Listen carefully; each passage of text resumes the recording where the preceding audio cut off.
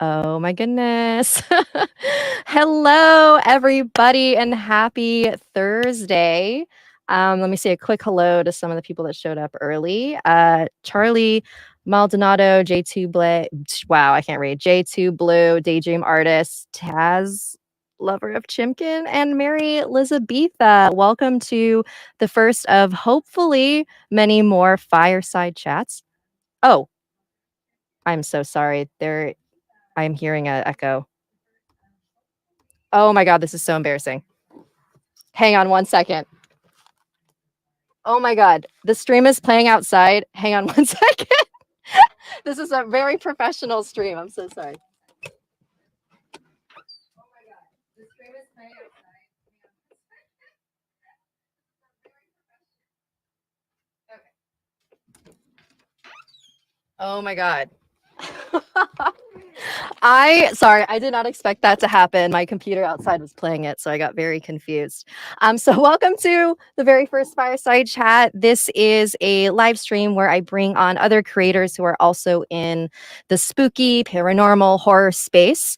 And since it is May, which is Asian American and Pacific Islander Heritage Month, I wanted to do an AAPI panel with other fellow AAPIs in this space. So I'm really excited for all of you to meet everybody. Also, just a reminder, this is a fundraiser too for Asian Americans advancing justice. So if you would like to donate, you can see there should be a button where the live chat is. There should be a button that says donate. So if you feel compelled to donate, feel free to do so. You don't have to tonight either. This video will be living on my channel, so you can watch it in the future. You can also donate then. So what we are doing tonight is we are going to have a little conversation, discuss things like how we got into this work, how our identity influences our work or doesn't, and any advice for people who want to get into this type of work, things like that. And so we're going to spend maybe like 45 minutes talking about that. And then at the end, we will leave room for questions from the chat. So if you want to submit a question, it's probably better if you save it for the end just so that we don't miss it. But yeah, I hope you stick around until the end. And are you all ready for your first panelist? Oh man. All right, here we go. Please give a warm, spooky welcome to Chaweon. Hello. Hey everyone, my name is Chaweon. I have a YouTube channel called Witches and Wine. And I interview some of the most well-known English-speaking Western tradition occultists in the world today. I've been so privileged to be able to speak to really eminent guests like Aidan Wachter, Jason Miller, my very good friends, David Shi, who is en route to becoming a initiated, I guess, more Mongolian-style shaman. My friend Jen, who is a initiated Korean shaman, really into Korean shamanism. I am an ethnic Korean, Korean American. And I'm so happy to be with everybody and to help Sapphire in raising money for such a great cause, Asian Americans advancing justice. So thank you for organizing this, Sapphire. Yeah, and thank you so much for being a part of it. Awesome. All right. And our next panelist is, all right, hopefully I do this right. Lopaka. Did I press it? Yes. Oh my God. Aloha. Aloha. My name is Lopaka Kapanui. I am the owner of Mysteries of Hawaii. And so we're on Twitter, Instagram, Facebook. We also have a YouTube channel of the same name. And I own a ghost tour company that I inherited from my boss after he passed away in 2003. And so technically ghost tours have been present in the island since 1974. I'm also a master storyteller. I was given that title by the state a couple of years ago. And I guess after a while, if you tell a bunch of stories and, stuff like that, you're a master of storytelling. The way it came into the spiritual aspect of what I do is when I was about 7 years old, I was in the hospital and I died on the operating table, according to what the doctors told my mom. And after that, everything was different. And so it wasn't until I met my biological mom that she told me, there's nothing wrong with you. It's part of your Hawaiian heritage, and this is the way things are. Yeah, and you shared your stories on my podcast last year. Yeah. That was a great podcast, by the way. That was a lot of fun. Thank you. Awesome. Well, thank you for joining. And our very last but not least in the slightest panelist is Natalia. Hi, thank you so much for having me on, first of all. Second of all, my name is Natalia, or Nat. I am one half of the podcast Let's Get Haunted, and my co-host is Alyssa, who's not here with us today, but I'm going to try to encapsulate her spirit here. So what we do on our show is Alyssa and I take turns telling each other stories. We are by no means experts on anything. We're just very interested in the paranormal space, and we'll find cases online through various means. Sometimes people recommend them to us. Sometimes we search them out, and then we'll just research them and tell the story like we're two friends telling a story to you. Yeah, and we also have an Instagram, a YouTube page, all by Let's Get Haunted, a Twitter, pretty much any social media there is, like Discord. We're just trying to get in everywhere, and we're a very community-based podcast, so we really encourage people who listen to submit their own stories as well, which we have on Listener Stories. And we've had Sapphire on the podcast, episode 50, Filipino folklore, which was an absolute delight. Thank you. So yeah, that's what I do. The way that I got into paranormal is really, I had a paranormal experience, only one in my life, when I was in high school. My high school boyfriend at the time, his stepmother's mother had passed away, and she had passed away really unexpectedly. It was due to like a medical condition. So I don't think she was ready to go. And I think that she wanted to stay here, which is why her spirit came back. So at the funeral, there was a photo taken with the family in front of her tombstone right after the ceremony. And then when we were looking back on the photo, you could see in the photo a figure wearing a red dress with white pearls, blacked out face. And that's what she was buried in. And that is the only experience I've ever had. I saw this with my own two eyes. It was like the original iPhone. There was no way it was photoshopped or anything. And ever since then, I've really believed in this and just things that we don't understand. And I've spent, a good amount of my free time trying to find other things that give me that same feeling of, just childlike wonder, I guess you could say. Does that photo still exist somewhere? Yes. So it's a weird connection though, because it's my high school ex-boyfriend who's now married, like has a child. I haven't spoke to him in a decade, right? His stepmother has the photo, and it would have been her cell phone from many, many rotations ago, right? So I've talked to her a few times and texted her, and she's been like, yeah, we'll totally get it. This has happened 5 times, and then it never happened. So I don't know if it's just too much of a hassle, because if someone asked for a photo off of my iPhone from 2009, I would be like, no, sorry. But yeah, so I don't know.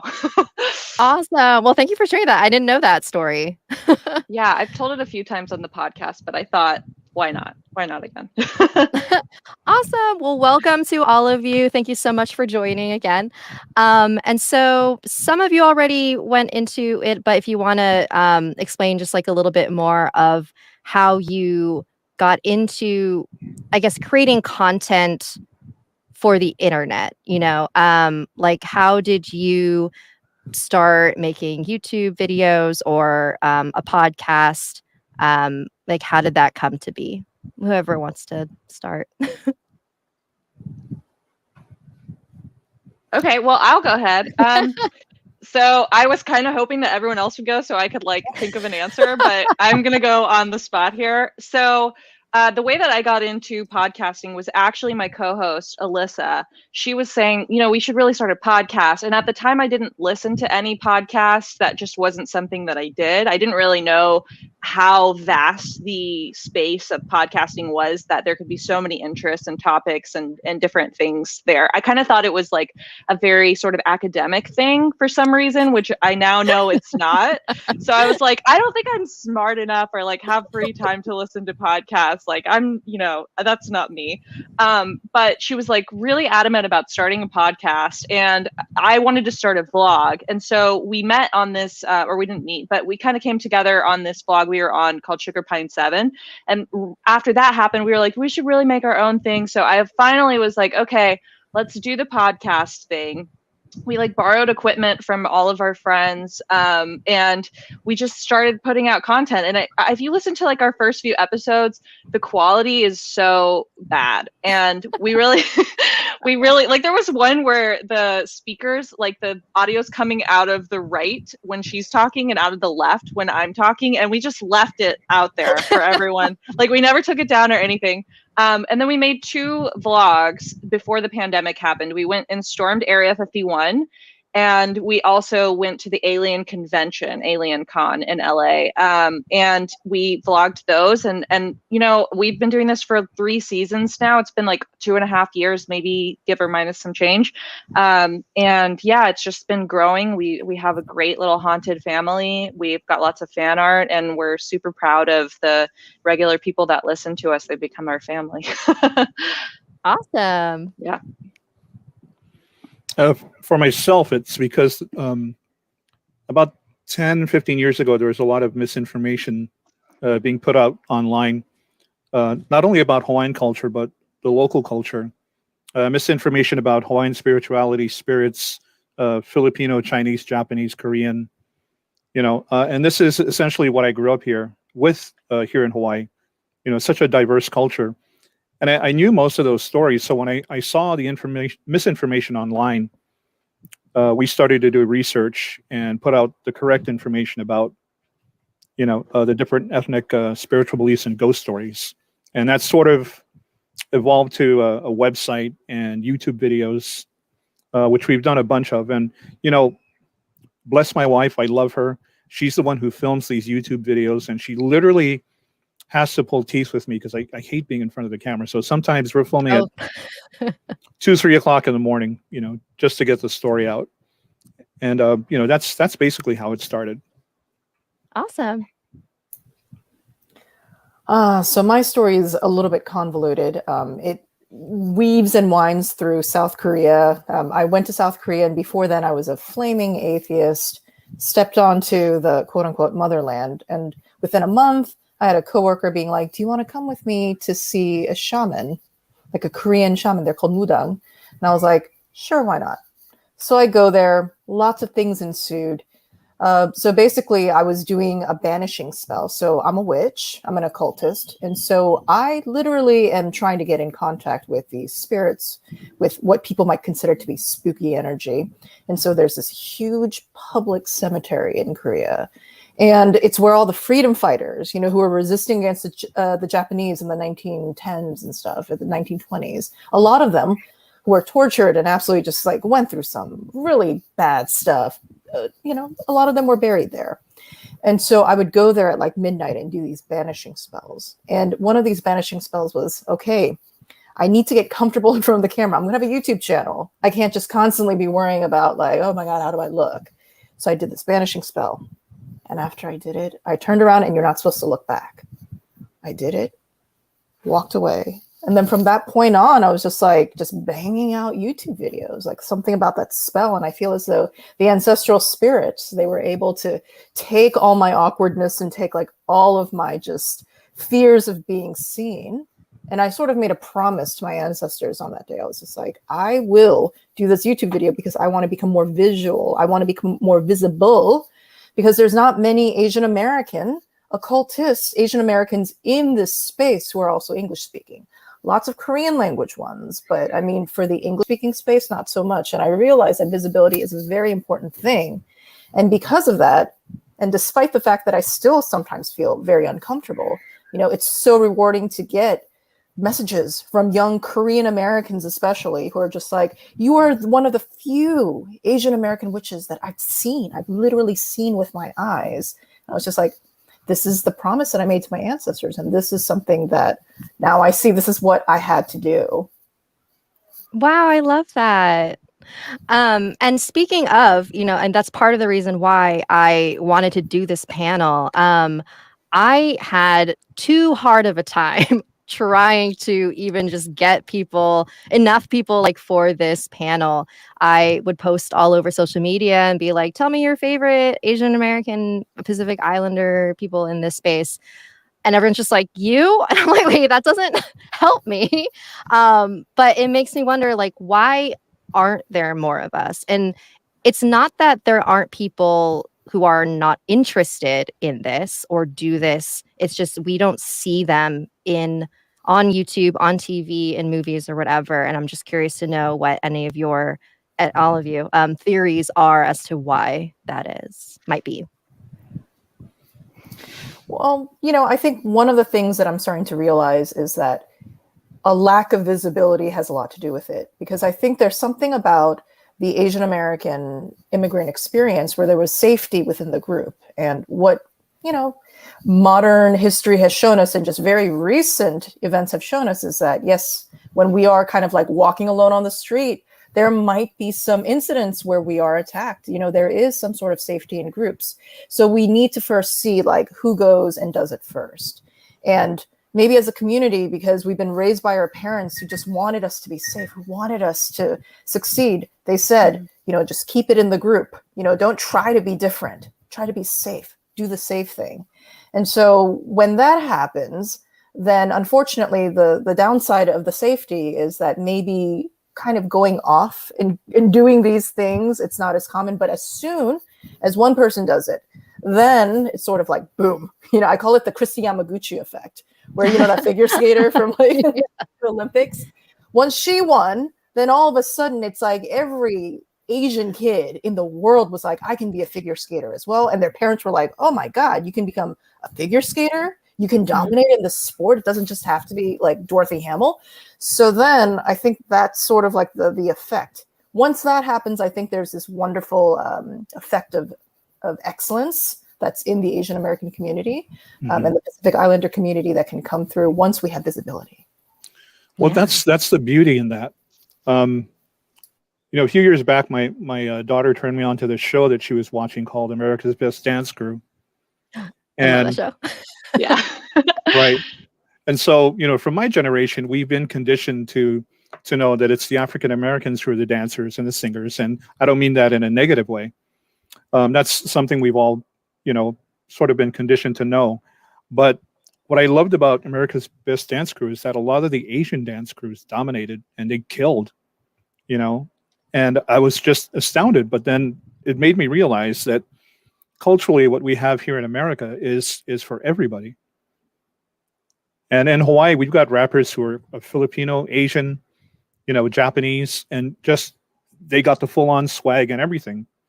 And I realize it really has nothing to do with ethnicity per se. It's what we're given, what we grow up with. So growing up, all of us were like Hawaiian, Filipino, Japanese, Korean, but everything we did was intrinsically Japanese. But we never looked at it that way. It was just something that everybody did.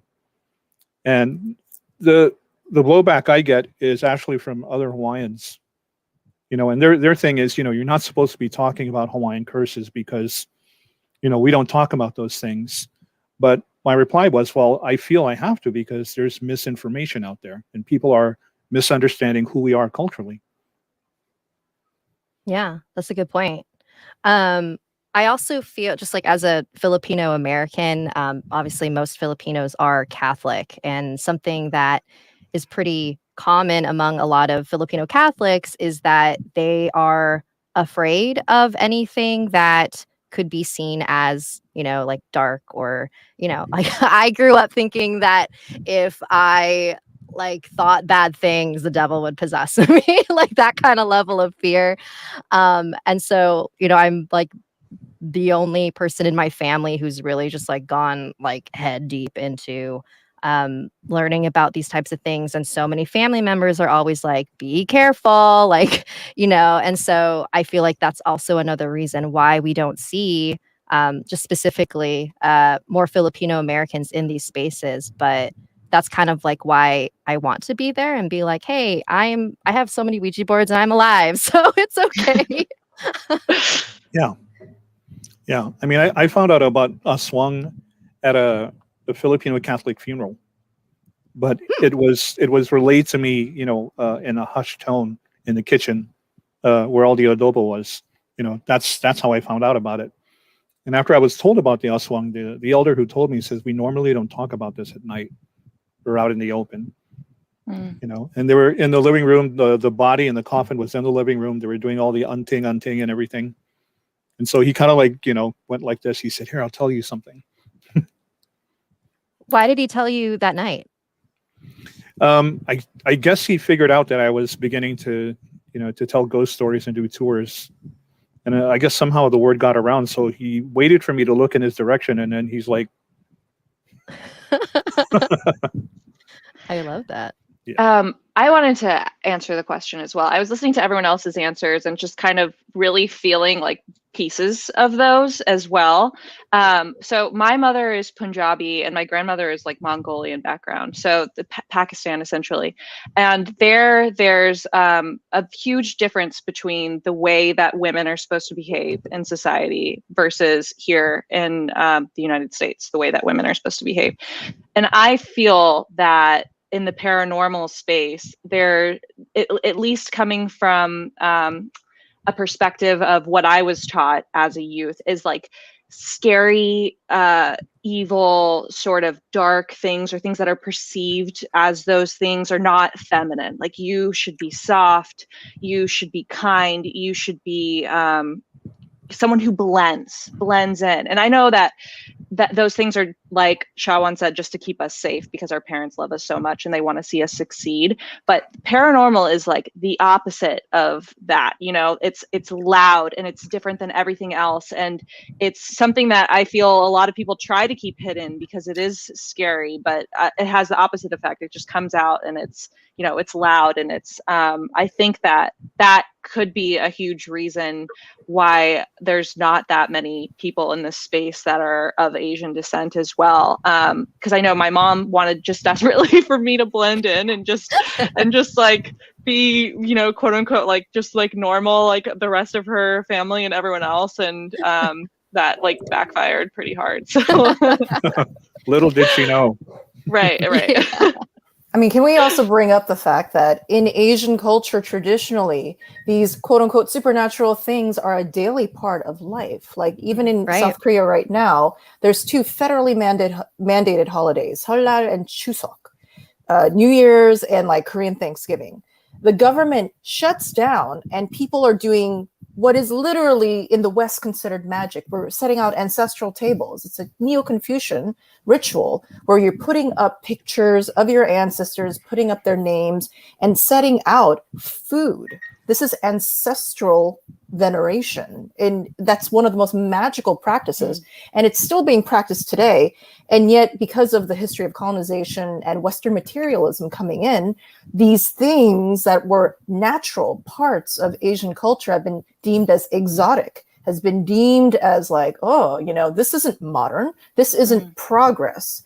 Progress has been defined by these Western ideas of, I would say, like extreme secularism, and to the point of almost aggressive secularism, versus in the Asian world until pretty recently, I mean, it was so normal to speak to the spirits of your grandparents, to venerate your ancestors and have parts of your house dedicated to ancestral veneration, to talk to mountain spirits. They're called sanshin in Korean culture. So this was something that was lost through colonization, through the, I would say, the forced the conversion of Asian people into Western religions, things like that. So there's a lot of that coming in as well. But the thing is that the supernatural, and I'm talking about the super space natural, not just like, oh, you know, like ghosts and stuff, but as a natural part of what life is, you know, having these things that you can't explain through science, through rationality. This was a very natural part of Asian society. And so for us as Asian people, as Pacific Islanders, to reclaim that, that is an act of reclaiming just everything politically, ethnically, culturally about what our society was for most of history. Oh yeah, I love it. 100%. I love it. Beautiful. Yeah. And that also, like, it was actually my love of ghost stories and the paranormal that brought me closer to my Filipino heritage, because I started becoming more interested in learning about Filipino history, which is something that I had zero interest in as a kid. I was like, no, I'm an American, I don't really care. But then I started reading about Filipino history, started learning about the Bailan and how there were these like really powerful women who were the spiritual leaders of the tribes. And then when the Spanish came, they were like, we don't like this, and then just like murdered all of them. And learning about the history of like uh, um what is it, onitism, animism, I believe is the word. Yes. Where you believe that there are spirits in nature, spirits everywhere. That's what the Philippines was before it was colonized. And so it's so, I guess it kind of hurts me a little when I see how, I mean, I'm not like knocking anybody for being super devout Catholic, but like when I hear Filipino Catholics talk about things that were really how ancient Filipinos used to be, and it's just in such a negative way, it kind of makes me sad a little bit. And it's like a reminder of how like so much was almost completely erased. And like there is no, like, to me, I feel like being Filipino and this belief in the supernatural is one thing. Like they are not separated. Yeah. Yeah.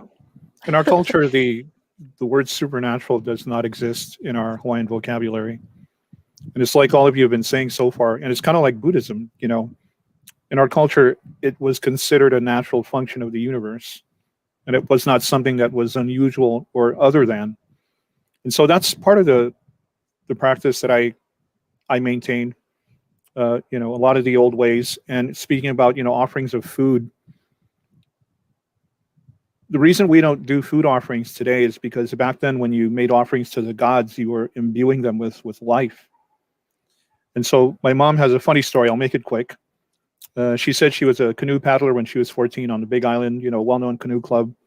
But whenever she went to the practice, there was this old Hawaiian temple that she had to walk through, just, the remnants of it. And it was an old temple of human sacrifice. And you'll be glad to know that women were not sacrificed in our culture because primarily the gods were male, and it was a male-dominated society. And so when a sacrificial offering was made, the humane way to kill the man was to drown him or strangle him. But when the body was on the altar, there could be no blood, which is why women were never used. I don't have to explain, right? You guys get it? Yeah. Thank God. Yeah.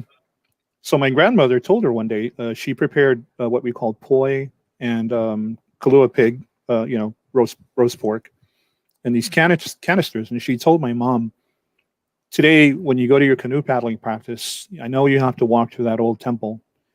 She told her, no matter what happens, no matter who you see, who talks to you, do not share your food. So my mom said, okay. And she told me, sure enough, she's walking through the old temple, and this little chubby Hawaiian boy comes like running up next to her like this. And in Hawaiian, he says, aloha. And my mom says, aloha. And the boy says, he ako mea ai? What's that food you have? And my mom holds it and says, poi ameka pua akalua. And the boy stops and rubs his tummy and goes, oh, pololi, makevai, pololi. He said, I'm starving to death. My mom said she felt so bad. She sat down on the grass and opened the canisters, let the boy take some of the poi and some of the pig. And she said that kid just jumped up all of a sudden and went, mahalo, and, running off like this. My mom says, practice, the regular thing. And when she gets home, she said, when I go home, I always have to walk up the back steps to the kitchen. And she said, when she opens the door, it opens like this. But the second she walks into the kitchen, the door slams behind her, and my grandmother's there, and she beats the holy hell out of my mom. I mean, really badly. My mom's like, bruised and crying, and my grandmother asks her in Hawaiian, did you share the food? And my mom lies and says no, and she gets it worse. And so finally my grandmother asks her, did you share the food today? And my mom finally confessed and said yes. My grandmother said, I know. She said, Kopu uvai, palu palu nui, your heart is too soft.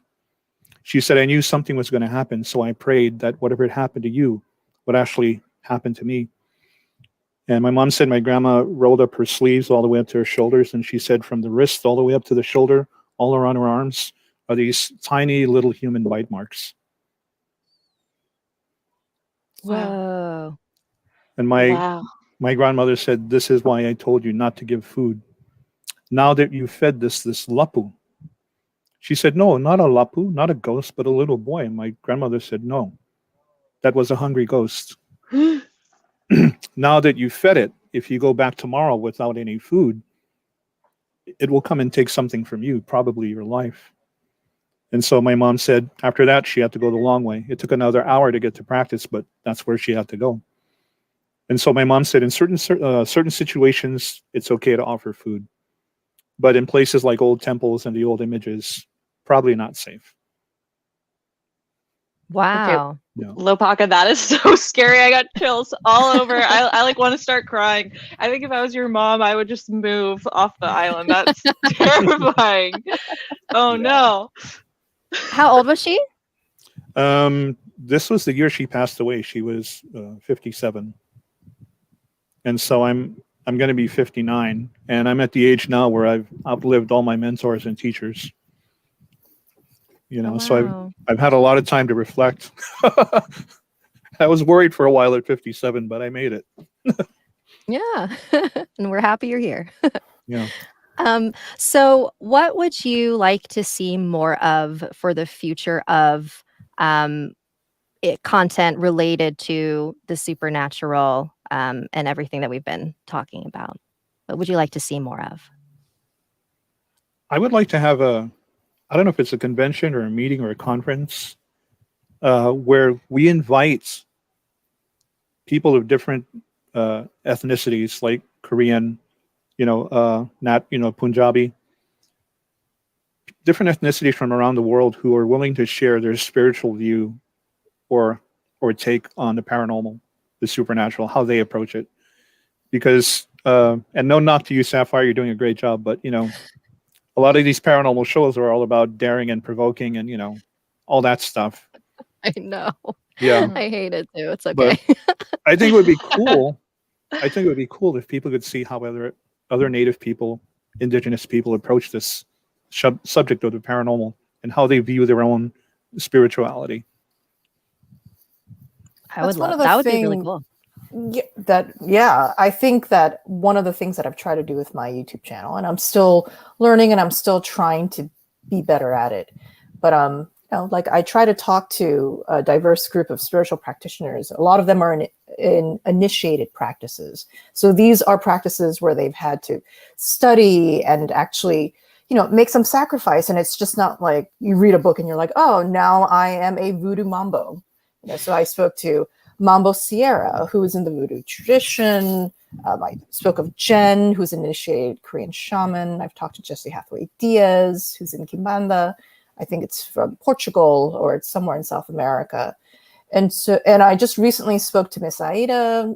She does, she mainly does like a mix of like hoodoo and also Santeria, I think. So, a lot of these traditions, what's so cool about them is that I can see a thread of commonality between all of these indigenous, I would call them indigenous traditions across all cultures. Of course, there's like specific things that are unique about them. But the more that I've talked to them, I'm at over 100 videos right now. So I've talked to quite a few at this point. The more that I speak to them, the more that I realize that all these great practitioners across cultures, they share similar qualities, and I talk about how it doesn't matter if they're male, female, non-binary, whatever culture they're from. They all seem to have a certain sort of liminal quality. Liminal means that you don't know if it's awake or sleep. You don't know if it's sunset or sunrise. There's a sort of space between waking and sleep, sunrise, sunset. You're not exactly sure. They embody that. They have a certain sort of open-mindedness, a flexibility and adaptability. And also that sort of liminal mindedness helps give them a sense of, one foot in sea and one in shore. And for those of us who are bicultural, we automatically occupy that liminal space. So for people in the audience who are, of both East and West cultures, of, North and South cultures, already those who identify as any sort of minority group, somebody who is of any sort, if you're gay, lesbian, trans, it doesn't matter. Like you occupy that liminal space. There's a whole contingent of like basically an army of occultist witches who don't even know that they are because they naturally daily just by existing are in this liminal space. And to be able to celebrate that, I think that there needs to be this added visibility. And that's one of the reasons why Sapphire, again, just this fundraiser that you're doing is so amazing, because all of that is helping to just increase the visibility more and more. That visibility cannot be underlined enough. And the audience, as you're commenting, as we're kind of interacting as well, that sort of algorithm boost as well, that is also increasing visibility. And it's like the ghosts, they want to be seen. The spirits of the ancestors want to be seen. A lot of people, they're saying to me, why is it that ever since this year, it seems like everybody's having like alien visits or like ancestors visiting them in dreams or whatever? And I'm just like, well, the veil might be getting thinner, whatever your vernacular might be, but things want to be seen. And I think now is a great time for people who maybe historically have not been seen as much or seen the way that they wish to be seen. It's a time for us to start making that step. Yeah, Nat, agreed. Nat, I didn't realize that that was actually your chair behind you. I thought it was a stuffed bunny and it was moving. And I was about to scream like a girl. No, my chair is actually a bunny. It's got a tail on it too. Yeah, I'm listening to everyone speak, and you guys are so well educated on all of these subjects, and I'm just getting really fired up, especially by what Chaweon was just saying. I'm like on my feminist high horse now. Like I'm the witch. I love this. I think there's something interesting to be said about being more visible in this space, because what I have found on the podcast, we research a lot of different cultures that have different legends and lore to kind of bring those to light. And it's actually a lot of these things, like I've been hearing you guys say, are sort of like kept secret. Like Lopaka was saying, people were saying, why are you telling these stories, And I felt the same way when I was researching a lot of different indigenous stories, particularly from like different Native American tribes. There were some things that was almost impossible to find information upon. And I found the reason behind that was because it's kind of, it's like, no, we don't share that. This is our special thing for our culture, with our people. It's like very spiritual. This is not something for, we don't want this produced on some podcast by two girls who just think that this is cool. And we were talking about earlier too, how like a lot of the paranormal space is kind of like antagonizing spirits. And I saw Alyssa commented something in the chat, like spirits rights activist. And I like that terminology, where like, how can we find a way to respectfully like find out more about these different cultures and bring to light some of these different things that are interesting going on without, like colonizing it. Does that make sense?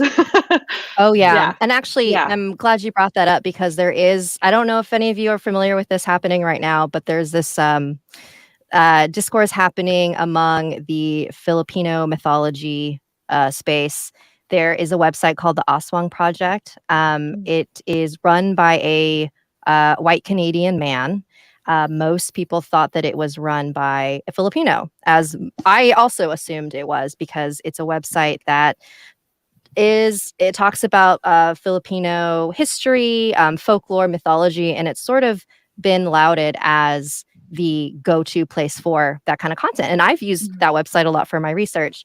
But then now, I guess like somebody called him out and it was like, why is this white man like running this website? And it started this whole conversation about, well, like, why aren't, like, if Filipinos are going to get so mad about this website, why isn't anyone doing a website like that? And other people are like, well, it doesn't matter. He appreciates the culture and he's sharing this information. So there's like, this whole argument happening right now. And it's sort of a reminder that like, if we don't tell our stories, someone else will. But then what happens is that, like you said, Nat, like how there's a lot of sacred knowledge, there's a reason why, there's just like a lot of stories and magic that is not just out for the open. It's not for everybody.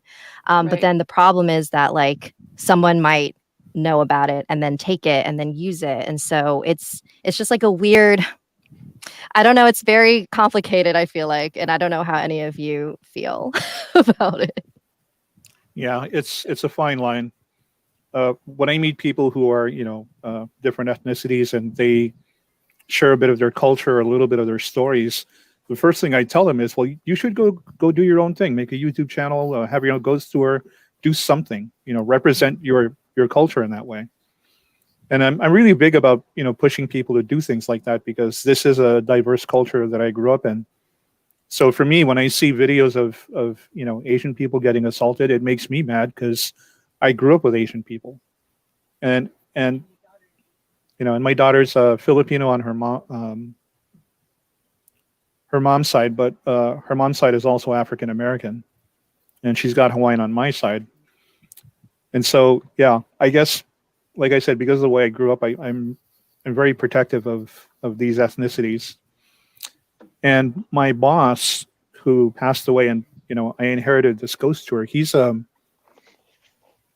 always touted himself as just a Jewish guy from Hollywood who came to Hawaii and met some ghosts. But toward the end of his life, he was going to see a lot of psychics and healers and what we call here in Hawaii kahuna. And one kahuna actually told him, the reason you're here in this life now is because this is something like karmic retribution. She said, in your past life, you were probably someone that was so against other races that now in this life, this is your punishment. You come to Hawaii, you learn all the different supernatural stories of all the ethnicities, and you pass it on. She said, that's your mission now here. And she told him, quite frankly, she said, the reason why you're sick and you're about to pass away is because it's not anything bad. You're not getting your comeuppance. Your mission is nearly complete. And I remember just sitting there crying like a baby when I heard it. Wow. I don't know how to end that, but Wow. That's really powerful. Yeah. And you'll be glad to know that I have a paranormal team called the Grand Society. And the short story is, it's people who had psychic abilities that were disowned by their family. Nobody understood what was going on. I helped them understand why they have psychometry and all that stuff. So the short story is, the point I'm getting to is, the majority of this team are comprised of some really badass women. One of the girls is she's into MMA. She works a great job. She's ranked number 17th in jiu-jitsu in the world, women's jiu-jitsu. The other lady is a construction supervisor. She was also a former chica in a gang in San Francisco. And the other female is clairvoyant, and she plays volleyball, but she's one of those girls, in school that you didn't mess with because she. And then there's my wife, who's the ultimate badass. So it's just me and one other guy. But I never looked at it that way. I just respected it as these people that we have and we work with. And it wasn't until somebody pointed out, do you realize that your team is mostly all these badass females? I'm like, oh yeah, I guess so. But then I remembered the person who passed all of this down to me, everything I know today, was my mom. Mm-hmm. So I think there's something there. I just haven't put my finger on it, but there's something happening. Awesome. So I did want to take questions from the chat, but people in the chat, leave your questions, but I'm going to ask one last thing to our panelists while you all submit those questions. So do any of you have any advice for anyone who might be interested in creating content about the supernatural, paranormal? Any advice for people who might want to do what we do? I'll go ahead. Mhm. So I think that a lot of times when you're creating any sort of content about anything, you can get really in your head about wanting something to be really good. And I think that goes with making anything creative in general. And I think when it comes to this specifically, you just have to let that go, because it's more important for you to start something, no matter how bad it is or how few subscribers you have, or if no one's watching it at all. Just do it for yourself. and like keep going with it. Don't stop. Keep putting out those episodes, keep putting out that content, stay on a schedule, even if you have some with like 0 views, 0 likes, whatever.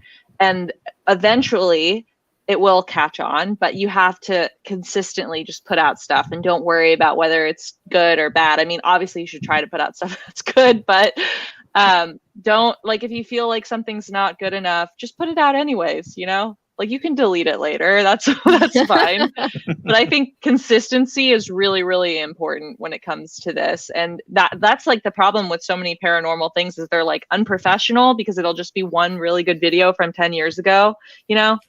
So yeah, that's my advice. Yeah.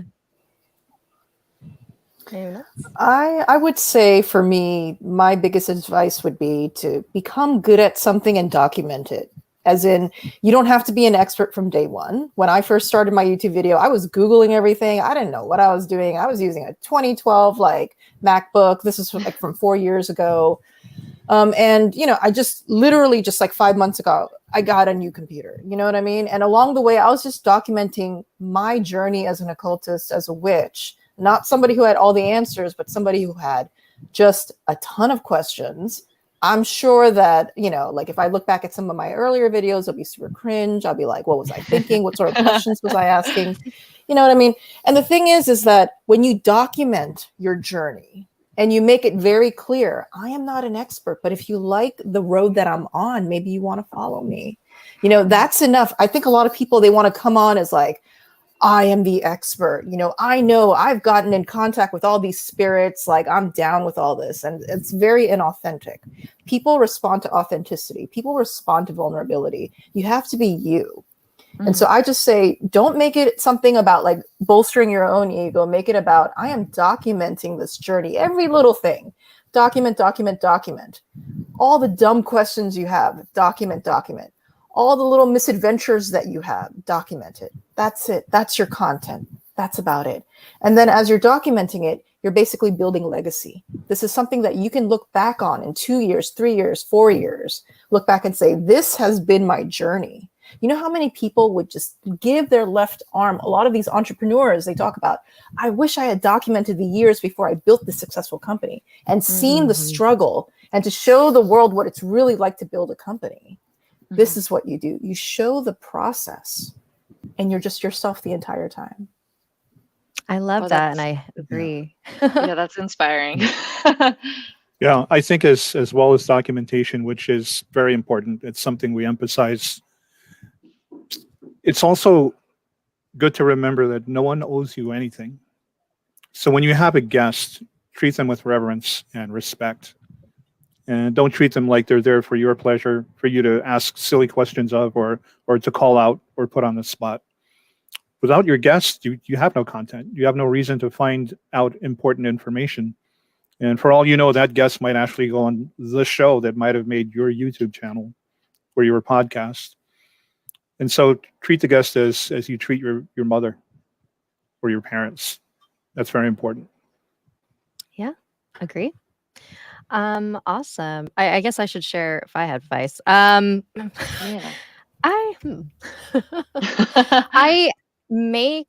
I do get asked a lot, people who also want to like tell ghost stories like online. I feel like people do get too caught up on the subscribers, or like, is anyone gonna watch it? It really doesn't matter. It doesn't matter the number of people that watch your content. It's the right people that watch it. Like the show that I do now has a small percent of viewership compared to the show that I quit to be independent for. But it feels more me, and I feel happier doing this because it's just like it feels more me. I don't know how else to describe that, but it feels like the people that watch it are like more like passionate. They're more sincere, and that matters to me more. Like, I get the nicest messages now than I did before. Before it was like people yelling at me. But anyways, yeah. So like, I guess I don't even know if I said any advice. Like, do make something that you believe is good, and be so good at it that you cannot be ignored. Like people will find you if you are good because people will recommend you and whatever. So focus on being good. So we have a couple questions. There was, let's see here. This is from Emily Martinez. Can you all share your most positive supernatural experience? I'll go. So I 2 weeks ago gave birth to Oh, congratulations. yeah, thank you.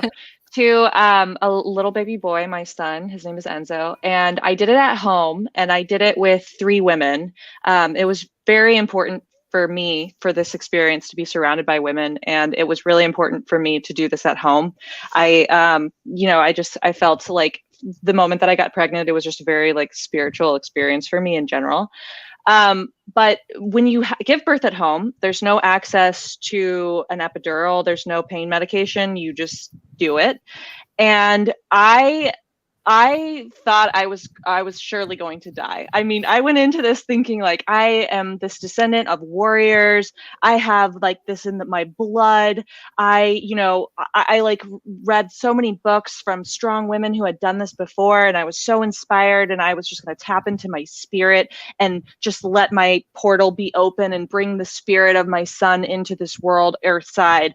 And after about 15 hours into it, I was on my hands and knees crying, begging for it to be over, talking to God, saying, God, I know that you thought I was this person because I was claiming to be such a badass and that this was going to be no sweat and I could just do this. But I'm telling you right now that I cheated on the like spiritual test. I have no idea what I'm doing. And I feel like I'm going to die right now. You know, I'm not who you thought I was. Like, please absolve your faith in me and just like set me free because I am not strong enough to do this. And the women that I was doing this, one of them was a shaman, and she there's like a Latina woman, and she had brought this energy and had all of these cultural aspects to it. And she saw my energy that just without me saying any of this. I mean, I was like talking to God. I was like in this like spirit world, right? She felt my energy and she said, I feel really nauseous right now. And at the time, I mean, I was like in shock, my whole body or whatever. And later, after the birth was over, she was like, I could feel your anxiety and I could feel like whatever demons you had inside of you, that like emotional trauma from just years of, you know, life or whatever. And then it like came out of her and she brought it out of me. I don't know how else to describe that. But then soon after that, I was able to give birth and now I have my son. But it was like this moment of just like there was like a dam in my energy where I just couldn't like open up and bring the baby down to this world. I was just like stalled and my emotions were just taking over and I thought like I couldn't do it. And she felt that and dispersed that energy for me. And I don't know. I feel like that's pretty amazing. That's beautiful. Wow. Yeah. It was pretty intense. Wow. Thank you. Anyone else? Oh, and I'll make it quick. My experience was I go to this Japanese cemetery that's not too far from where I live. And I always talk about this 19-year-old man. His name was Miles Fukunaga. And in 1928, September 18th, he kidnapped this 10-year-old boy from Punahou Schools, which is where Barack Obama graduated, and murdered him about an hour later behind an old hotel in Waikiki. And there's a lot more to this story. It's one of the more controversial cases in our history.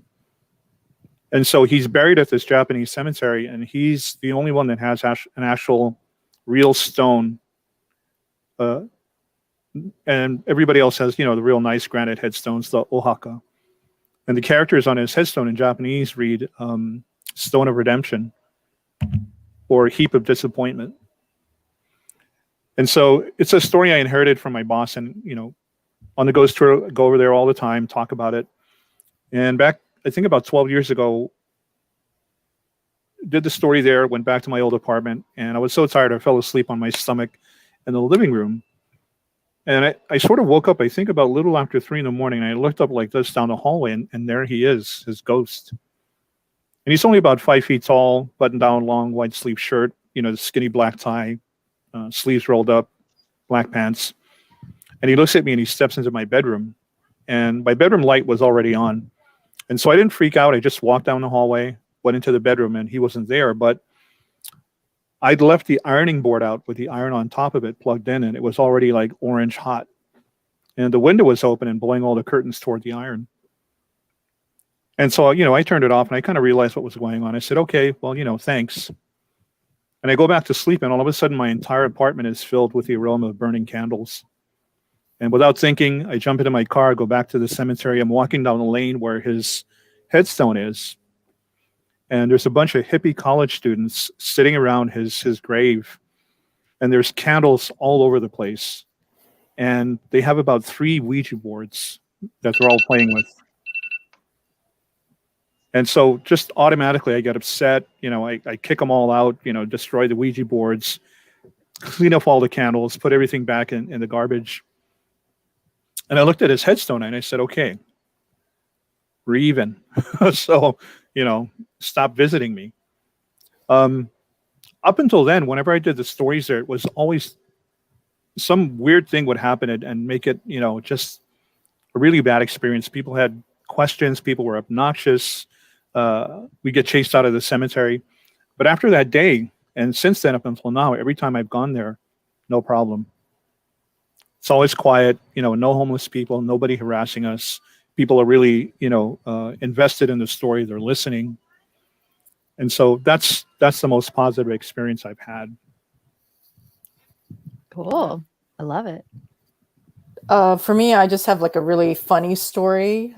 So Yay. as an occultist and a witch, so I'm trying to basically align reality to my will, capital WILL, which is what I want to happen, my agency. So I was like, I'm going to do some Venusian style magic, so planetary magic. And I did Venusian magic specifically to see if I could hook up with someone, right? And so literally, like, I'm doing Venusian magic, and the intricacies of it is just very much like geared towards like, yes, I want to hook up with somebody. It's like very playful, like very like sexual Venusian energy. And then right after the ritual was completed, then I get this like text from this Latvian like model, right? So literally like an Adonis to the Venus ritual. And he was just like, and I've never seen him before. And I guess we like matched up on, I forget what sort of app anyways. And so there you go. And I was just like, well, that was lovely. I love it. That's amazing. That's amazing. Is it still an ongoing thing? I mean, I'm sure if I did it again, maybe, but it was a nice like one-time shot. Okay. I love your practical use of magic, like, with the banishing spell and just hookups is great. That's one of the great things about magic. And this is one of the reasons why I'm so excited for Asian people to learn that it's not scary.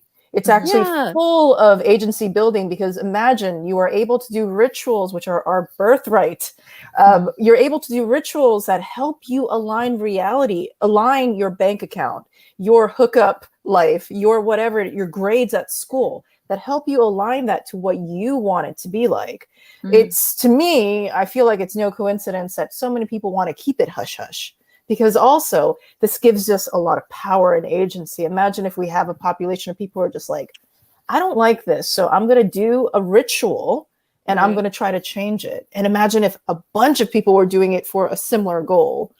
That's really powerful. So I would say to Asian Americans, Pacific Islanders, those indigenous people who've been told by whoever it is, superstitious, evil, whatever else, I say try it and see what happens, because half the time what you'll notice is that you're good at it, and second of all, things move in your life, and once things move in your life, you can't stop. Yeah, I love that. I love that. Absolutely.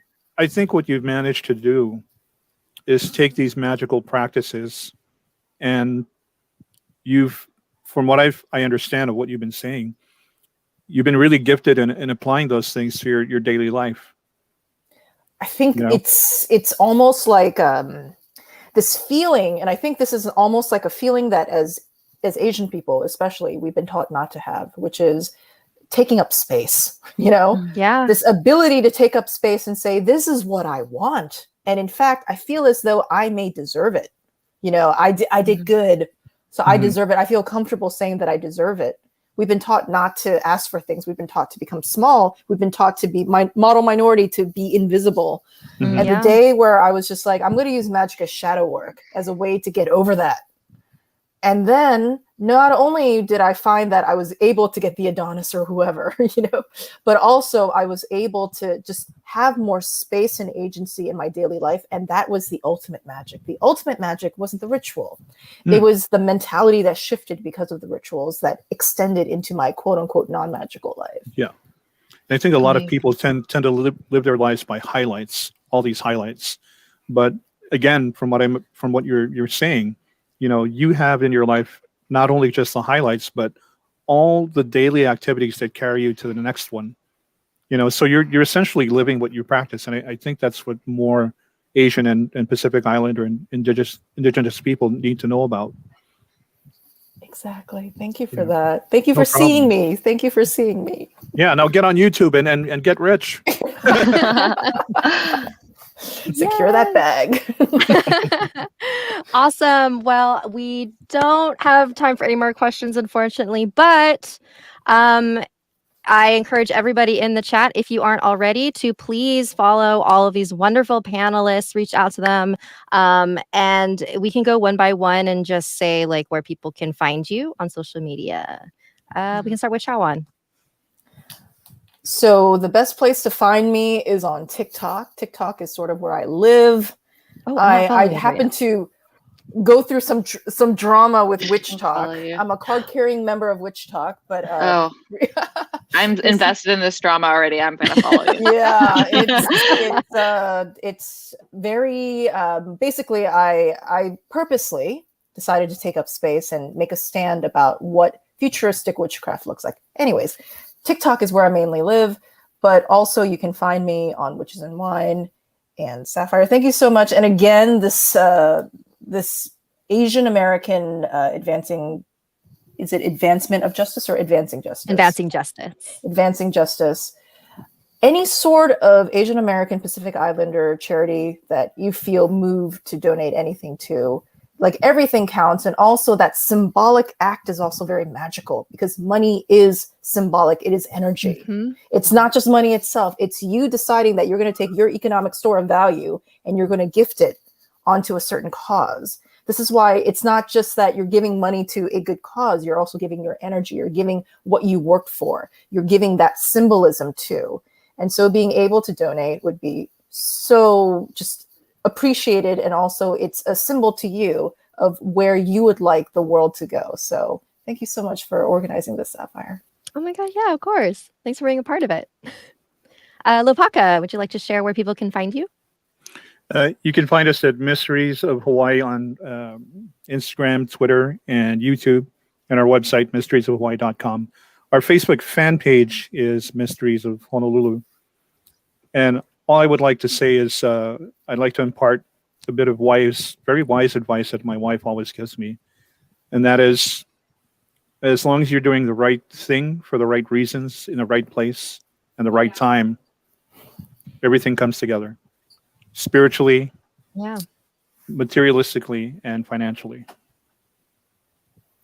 Love that. You can find my podcast, Let's Get Haunted, anywhere you listen to podcasts, and on all social media. We're doing it large on Instagram, Twitter, TikTok, a bunch of other stuff. And then my personal Instagram is Seaminals, SEAAMINALS. I do a lot of like shout outs and stuff on there.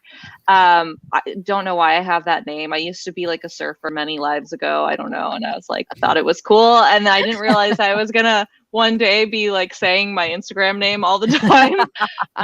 So yeah, thanks. Thank you so much, Sapphire, for having me be a part of this and especially part of the fundraiser. It's very special and I feel honored to be in good company. Oh my God, thank you for being here. I also have a terrible Instagram name, so it's okay. I mean, if you're watching this, you might already be subscribed to my channel, but my channel is Sapphire Sandalo. You can find me at Awkward Sapphire. I hate it. On Instagram and Twitter. And let's see how much we've $245. Amazing. That's not bad. Thank you awesome. everybody who donated. Just a reminder, you don't have the donations don't end when we end this live stream. You can come back to this video and continue to donate as long as the video lives on the channel. What else before we go? Thank you, all of you, for taking the time to come tonight. I truly, truly appreciate it.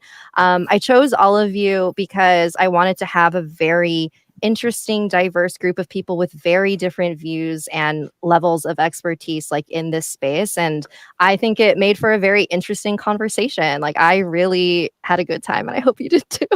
Yeah. Yeah, that was Yeah. awesome. Thank you. Thank you so Definitely. much. Thank you. Awesome.